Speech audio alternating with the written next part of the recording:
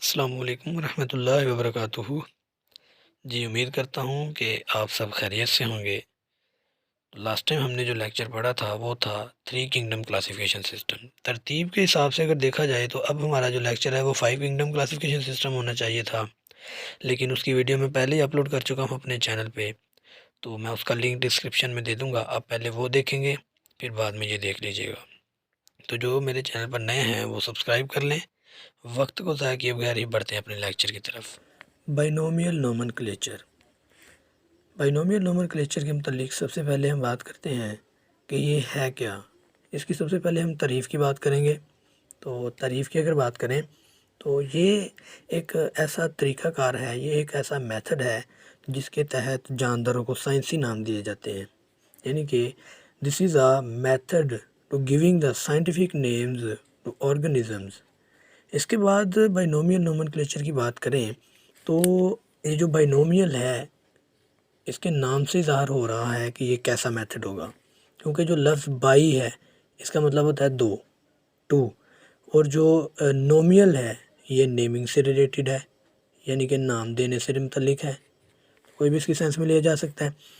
तो किसी भी जानदार को साइंसी नाम देना जो कि दो डिफरेंट पार्ट्स पर डिपेंडेंट हो, दो डिफरेंट जो है ना वो वर्ड्स पर हो किसी भी तरह से, तो वो बाइनोमियल नोमेनक्लेचर कहलाता है। अब आगे चल के हम इसकी ये भी बात करेंगे कि हमें क्या ज़रूरत पड़ी थी, हम क्यों जो है वो जानदारों को साइंसी नाम दे रहे हैं, वजह क्या है।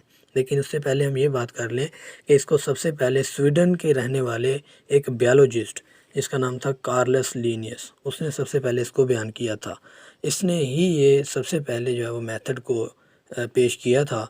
तो देखते हैं कि ये जो उसने मेथड पेश किया था इसके लिए भी कुछ रूल्स हैं और वो रूल्स कौन कौन से हैं। नंबर वन, पहले नंबर पर जो आने वाला है वो है कि इसको जब भी हमने किसी जानदार का साइंसी नाम लिखना है, साइंटिफिक नेम लिखना है, तो उसको इटैलिक्स में लिखना है। इटैलिक्स का मतलब है कि इस तरह तिरछी लिखाई में करके लिखना। मिसाल के तौर पर ये जो मैंने वर्ड लिखा है मैंने थोड़ा सा कोशिश किया कि मैं इस तरह टेढ़ा करके लिखूं, तो थोड़ा बहुत जो है वो लिखा भी गया। मिसाल के तौर पर यहाँ पर मैं लिखता हूँ होमो सैपियंस, इसकी मिसाल में कि इटैलिक्स में कैसे लिखना है।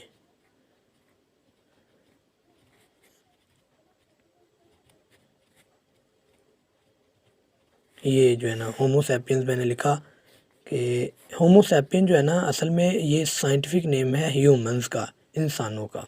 तो आप देख रहे हैं एक और दो, दो हिस्सों पर ये मुश्तमिल है। तो ये एक बाइनोमियल नोमेनक्लेचर जो है ना उस मेथड के तहत इंसानों को साइंसी नाम दिया गया है। और इसके बाद पहले रूल में ये भी चीज़ शामिल है कि जब हम इसको हाथ से लिख रहे होते हैं किसी भी साइंसी नाम को, तो वो हम ऐसे लिखने के बाद नीचे एक लाइन जो है वो ड्रा कर देते हैं। जैसे मैं अभी आपके सामने एक नाम लिख रहा हूँ, होमो सैपियन ही लिख देता हूँ, तो इसके नीचे मैं लाइन लगाऊंगा। तो ये रूल है पहला बच्चे कि आपने जब भी कोई साइंसी नाम लिखना है तो उसके नीचे आपने ये लाइन ज़रूर लगानी है। इससे ये पता चलता है कि ये एक साइंसी नाम है। अच्छा जी, इसके बाद जो दूसरा रूल है उसकी तरफ चलते हैं, और वो दूसरा ये है कि ये जो पहला नाम होता है ये होता है जीनस का, दूसरा होता है स्पीशीज़ का। जीनस का नाम हमेशा कैपिटल वर्ड में लिखा जाता है, जैसे कि आपने देखा इधर के मैंने होमो का जो एच है वो कैपिटल लिखा है। और दूसरी तरफ जो दूसरा नाम होता है वो स्पीशीज़ का होता है, तो उसका हमेशा से स्मॉल लेटर छोटे हरूफ से जो है ना वो लिखा जाता है, शुरू ही छोटे हरूफ से किया जाता है। और ये था इसका दूसरा असूल। तीसरी तरफ चलते हैं, तीसरे रूल की तरफ, और वो है कि जब हम किसी भी साइंटिफिक नेम को पहली मरतबा लिख रहे होते हैं, जो बुक पे एग्जांपल कोट की गई है मैं वही जो है ना वो आपको भी बता देता हूँ, वो है एस्चेरिचिया कोलाई की। अगर हम इसको पहली मरतबा लिख रहे हैं तो हम पूरा लिखेंगे, जैसे कि मैंने आपको नज़र आ रहा है कि मैंने पूरा लिखा है। लेकिन जब इसको बार बार कहीं यूज़ कर रहे हैं, कुछ लिख रहे हैं या बार बार हमने इसको लिखना है, तो हम इसका पूरा नाम नहीं लिखेंगे बल्कि इसका मुखफ़फ़ यानी कि एब्रीविएशन ही यूज़ कर लेंगे। इसका एब्रीविएशन ये होगा ई फॉर एस्चेरिचिया और कोलाई। तो ये जो है ना बता देता है। तो बच्चे अब हम बात करते हैं इसकी अहमियत की, सिग्निफिकेंस की, जिसको हम कहते हैं अहमियत। तो अब हम ये इसमें ये वजह तलाश करनी है कि हम क्यों साइंसी नाम देते हैं। सबसे पहली वजह ये है कि कुछ ऐसी हमारे पास स्पीशीज़ हैं, कुछ ऐसे जानदार हैं, पौधे हैं या जानवर हैं कि जिनका जो होते तो एक ही हैं, लेकिन मुख्तलिफ़ जगहों पर उनके मुख्तलिफ़ नाम हैं। मिसाल के तौर पर अनियन की मिसाल ले लें, प्याज। पाकिस्तान में कुछ इलाकों में इसको अनियन भी कहा जाता है, कुछ जगहों पे प्याज कहा जाता है, कुछ जगहों पे गंडा कहा जाता है, कुछ जगहों पे इसको बासल कहा जाता है, कुछ जगहों पे वासल कहा जाता है। तो इस तरह के मसाइल के हल के लिए जो है ना साइंसी नाम देने का तरीका ईजाद किया गया था। तो अनियन का जो साइंटिफिक नेम होता है वो होता है एलियम सीपा, ये। और नीचे मैं इस तरह लाइन ड्रा कर देता हूँ, क्योंकि अभी हमने ऊपर रूल में पढ़ा है कि नीचे लाइन ड्रा करनी है, ये एक रूल है जब हमने कोई साइंसी नाम लिखना है। तो अब इसके बाद कौवे की मिसाल लें तो एक और किस्म जो है ना वो ये है कि मुख्तलिफ़ जानदारों का एक ही नाम जो है ना वो बोला जाता है। मिसाल के तौर पर जी कौवा है, ये ब्लैक बर्ड है, काला परिंदा है ना ये। तो इसी तरह अगर हम पहाड़ी इलाके में जाके गए, जब हमें ब्लैक बर्ड चाहिए, काला परिंदा चाहिए, तो वो हमें कौवे की बजाय रेवन दे देंगे, क्योंकि रेवन भी जो है ना वो कौवे के जैसे ही काला एक परिंदा होता है, जिसको हम पहाड़ी कौवा कहते हैं। तो ये क्रो तो ना हुआ, ये फिर वो तो डिफरेंट हो गया। तो इस तरह के मसाइल के हल के लिए जो तरीक़ाकार हुआ ईजाद, उसका नाम है बाइनोमियल नोमेनक्लेचर। तो हाउस क्रो का जो साइंटिफिक नेम था, फिर वो रख दिया गया कॉर्वस स्प्लेंडेंस। नीचे लाइन ड्रा ज़रूर करनी है, इससे पता ये चलता है कि ये एक साइंटिफिक नेम है जी, कॉर्वस स्प्लेंडन। अब देखा जाए तो बहुत से ऐसे जानदार होते हैं जो आम नाम हम जानदारों के रखते हैं, उनकी कोई साइंसी बुनियाद नहीं होती, उनके पीछे कोई साइंस का अमल दखल नहीं होता। मिसाल के तौर पर अगर हम फ़िश की बात करें तो फ़िश क्या होती है जी, मछली।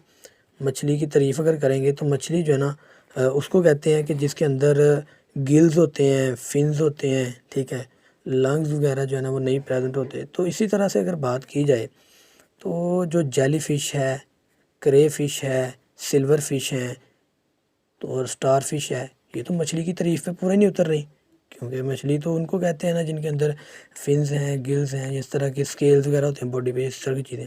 तो बहुत सी फ़िशेज़ जिनको हम कह रहे हैं उनकी तो है ही नहीं ऊपर इस तरह की चीज़ें, तो वो फ़िशेज़ ही नहीं कहलाएंगी फिर।